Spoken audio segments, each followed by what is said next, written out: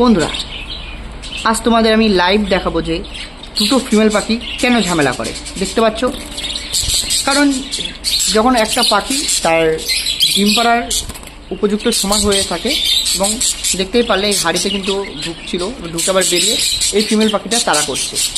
যেহেতু বন্ধুরা এখানে দুটো হাড়ি আছে, এবার অনেক ক্ষেত্রে কী হয়, এই যে ফিমেল পাখিটা যাতে ওই হাড়িটাকে না নিতে পারে সেই ক্ষেত্রে কিন্তু কী করে, এই যে পাখিটা তোমার ডিম পারবে সে পাখিটা কিন্তু অন্য ফিমেল পাখিকে অ্যাটাক করে, যাতে কোনোভাবেই ওর হাড়িটাকে ও নিতে না পারে, ও যাতে সুরক্ষিতভাবে ডিমটা পারতে পারে। তার কারণে কিন্তু এমনটা বেশি ম্যাক্সিমাম ক্ষেত্রে ফিমেল পাখিগুলো করে থাকে।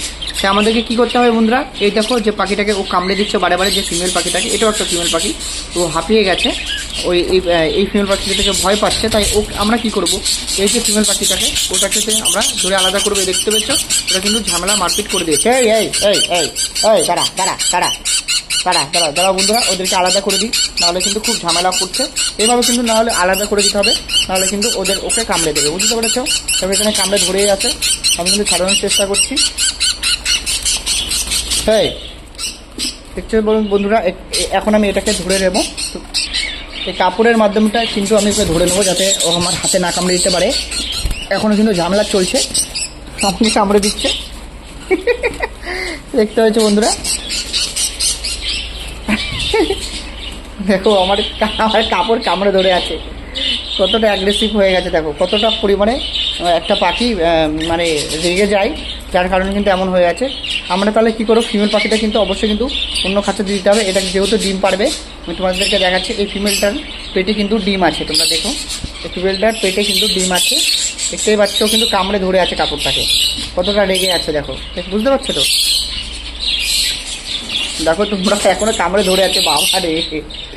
চলো একে ধরে আমি আলাদা করে দিই, একে ধরে আলাদা করে দিই, না হলে ওর ক্ষতিগ্রস্ত করে দেবে। চলো ধরে নিয়েছি আমি, একে আমি আলাদা করে দিই, তোমরা দেখতে থাকো।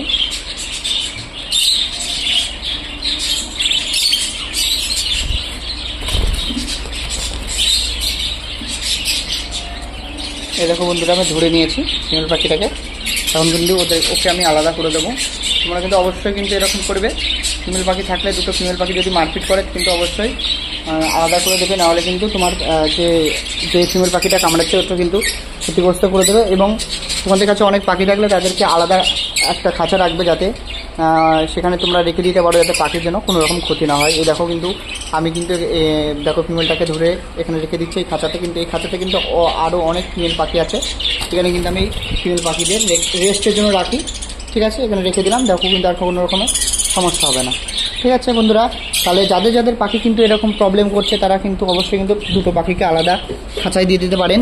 বা তোমাদের যদি ফিমেল অনেক পাখি দেখে আমার মতন, যদি অনেক তোমরা খাঁচা রেখে দাও, যেখানে কিন্তু ফিমেল পাখিকে তোমরা আলাদা করে রাখতে পারো। তাহলে ঠিক আছে বন্ধুরা, আজকের ভিডিওটা আমি এখানেই শেষ করছি। তোমাদের সাথে আবার দেখা হচ্ছে আমার নেক্সট ভিডিও। তোমরা সবাই সুস্থ থেকো, ভালো থেকো।